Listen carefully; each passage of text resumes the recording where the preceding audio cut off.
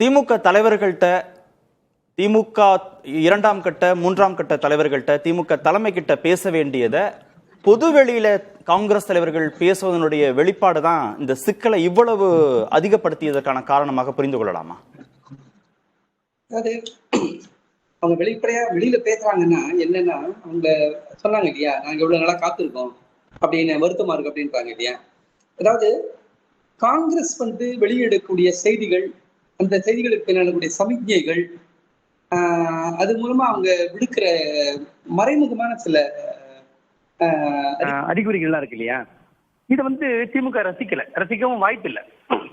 அதாவது கூட்டணியில பங்கு, அப்புறம் எங்களுக்கு வேற ஒரு ஆப்ஷன் இருக்கு, இந்த மாதிரியான விஷயங்கள் எல்லாம் விடுறாங்க இல்லையா.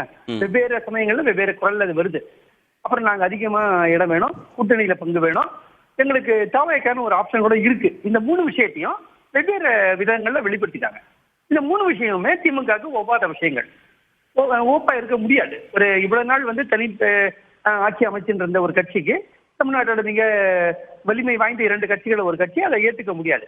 அப்போ திமுக என்ன பண்ணுதுன்னா, இதை ஏத்துக்க முடியாதுன்னு அதனோட 2ஆம் கட்ட தலைவர் சொன்னாலும், முதலமைச்சரோ அல்லது முதல் கட்ட தலைவர்களோ அதை எதிர்த்து வெளிப்படையா பேசல. அதே சமயத்துல இந்த விஷயத்தை நாங்க ஏற்க முடியாதுன்றது அவங்களோட மௌனத்தின் மூலமாக, அதாவது அதிகாரப்பூர்வமான மௌனத்தின் மூலமாக, உங்களுடைய இந்த கோரிக்கையை நாங்க ஏற்க முடியாது அப்படின்றத சொல்றாங்க. சில பேர் வெளிப்படையா சொல்றாங்க. நான் சொல்றது அபிஷியலா மேல் மட்டத்திலே வரக்கூடிய குரல்ல ஒரு மௌனம் இருக்கு. இந்த மௌனம் அந்த மறுதளிப்பினுடைய ஒரு அடையாளம்.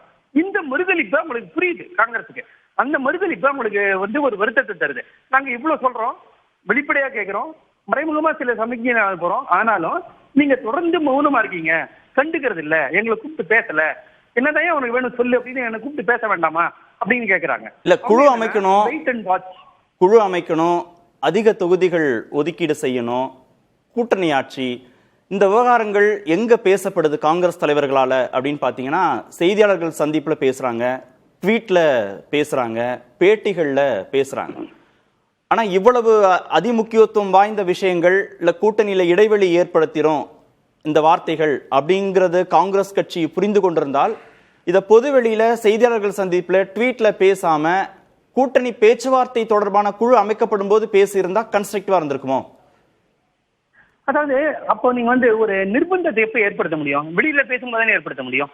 பொது வெளியில பேசும்போது அவங்களுடைய பாயிண்ட் ஆஃப் வியூ நான் சொல்றேன். நான் காங்கிரஸ் பாயிண்ட் ஆஃப் வியூல எது உங்களுக்கு கட்சிகளுக்கு நடுவில் ஸ்ட்ராட்டஜிக்கலா ஒர்க் அவுட் ஆகுன்றது நம்ம வெளியில இருந்து அவ்வளவு கரெக்டா சொல்ல முடியாது. ஆனா ஒரு நெருக்கடியை ஏற்படுத்தணும்னா, ஒரு அறிகுறியை கொண்டு வரணும்னா, காங்கிரஸ் வெளியில பேசும்போதுதான் திமுக நெருக்கடியா உருவாகும்.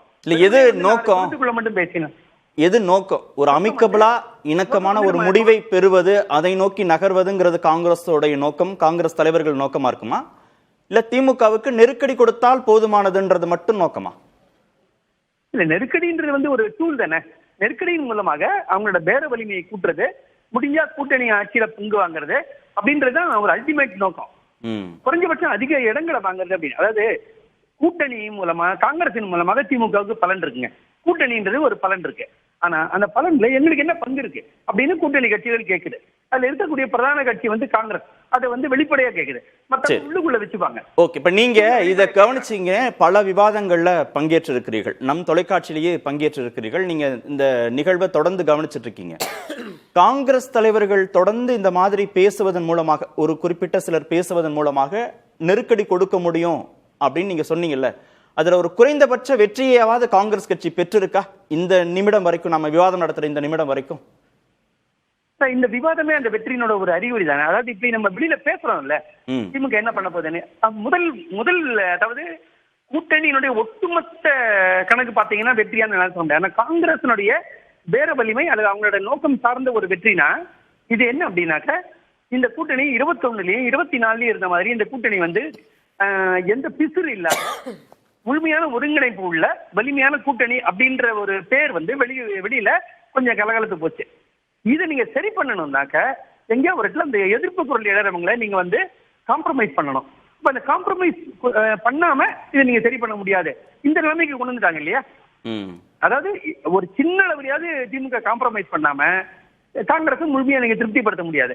அப்படி படுத்து எந்த காம்ப்ரமைஸும் இல்லாம நீங்க கூட்டணியில அவங்களை தக்க வச்சீங்கன்னா முழு மனசோட அவங்க வேலை செய்வாங்கன்றதை நீங்க எதிர்பார்க்க முடியாது. அப்ப ஏதோ ஒரு விதத்துல கூட்டணியோட அந்த ஒருங்கமைவும் அந்த ஒரு காம்பாக்ட்னஸும் வந்து குலைஞ்சு போச்சு. இந்த குலைஞ்சு போச்சுன்ற செய்தியை திமுக அவங்க தெரியப்படுத்தியிருக்காங்க. இது வந்து திமுக வந்து நிச்சயமாக ஒரு வெற்றி, ஒரு கூட்டணி வெற்றின்ற கண்ணோட்டத்தை பார்க்கும்போது ஒரு பின்னடைவு தான். இந்த பின்னடைவு வந்து ஒரு கூடுதல் நெருக்கடி ஏற்படுத்தி ஒரு சமரசத்துக்கு அவங்களை கொண்டு வரும் அப்படின்றது காங்கிரஸ் எதிர்பார்ப்பு. காங்கிரஸ் கட்சிக்கு ஒரு குறைந்தபட்ச வெற்றி கிடைத்திருக்கு அப்போ இந்த நெருக்கடியை கொடுத்ததன் மூலமாக. அந்த நெருக்கடியை ஃபீல் பண்ண வச்சிருக்காங்கல்ல, அந்த நெருக்கடி அதாவது ஒரு சமரசத்துக்கு வந்து ஆகணுன்ற இடத்துக்கு கொண்டு வந்திருக்காங்க. கனிமொழியும் ராகுல் காந்தியும் பேசினதுக்கு அப்புறமா ஒரு முடிவு எட்டி இருக்கணும் இல்லையா, எட்டலையே. அப்ப என்ன அர்த்தம், இன்னும் வந்து அவங்க வந்து ஒரு அன்டிசைடட் புள்ளியில நிக்கிறாங்க. இந்த அன்டிசைடட்ன்றது வந்து நீங்க எங்கேயாவது ஒரு இடத்துல ஒரு பெரிய கட்சி வந்து ஒரு படியாவது இறங்கி வந்து ஆகணும்ன்ற ஒரு நிலைமையை அவங்க உருவாக்குறாங்க. இதை உருவாக்குறது ஒரு இரண்டாம் நிலையில இருக்கக்கூடிய ஒரு கூட்டணி கட்சிக்கு அந்த அளவுல ஒரு வெற்றி தான்.